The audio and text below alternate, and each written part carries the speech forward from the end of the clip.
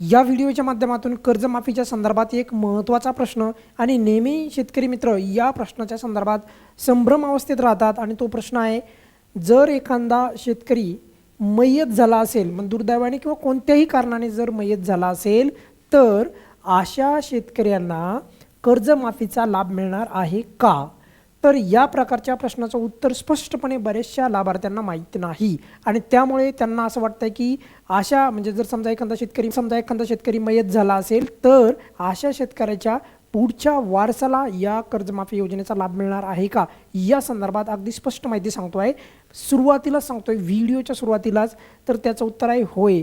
काय होय तर सांगतो बघा, की जर समजा एखाद्या शेतकऱ्याचा मृत्यू झाला असेल, म्हणजे शेतकरी मयत झाला असेल तर कर्जमाफीचा लाभ मिळणार आहे का? तर अगदी उत्तर स्पष्टपणे सांगतोय, त्याचं उत्तर आहे होय.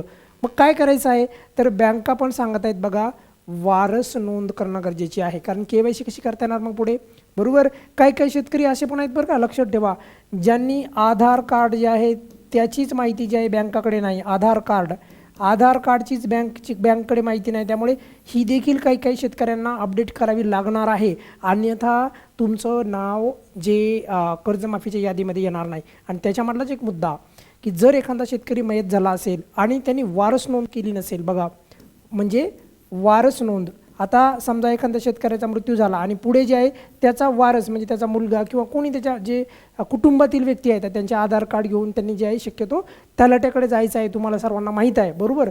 आणि मग जे आहे तुम्हाला तुमची किंवा तुम्ही तलाट्याची मदत पण घेऊ शकता वारस नोंदीच्या संदर्भात, तुम्ही अधिक माहिती त्याची घेऊ शकता की वारस नोंद कशी करायची वगैरे. पण मात्र तुम्हाला तिथे भरपूर जेवढी गरजेची आहे तेवढी माहिती दिली जाईल आणि त्यानंतर तुम्हाला ते आधार कार्ड जे आहेत तर ते म्हणजे ज्याचे वारस आहेत त्या शेतकऱ्याचे, जो शेतकरी मयत पावला आहे तर ते वारस जे आहेत त्याचे आधार कार्ड घेऊन जायचे आहे. मग त्याच्यानंतर ती वारस नोंद जी आहे तर ती वारस नोंद झाल्याच्या नंतर यादीत नाव येईल, लक्षात ठेवा, अगोदर येणार नाही. त्यामुळे बँका पण म्हणत आहेत की आधार कार्ड ज्यांचे आधार कार्ड म्हणजे अपडेट नाही आहेत किंवा काही त्याच्यामध्ये माहिती उपलब्ध नाही बँकेकडे, त्यांचे पण पात्र असून पण त्यांना जे आहे कर्जमाफीच्या यादीमध्ये त्यांचे नाव दिसत नाहीत.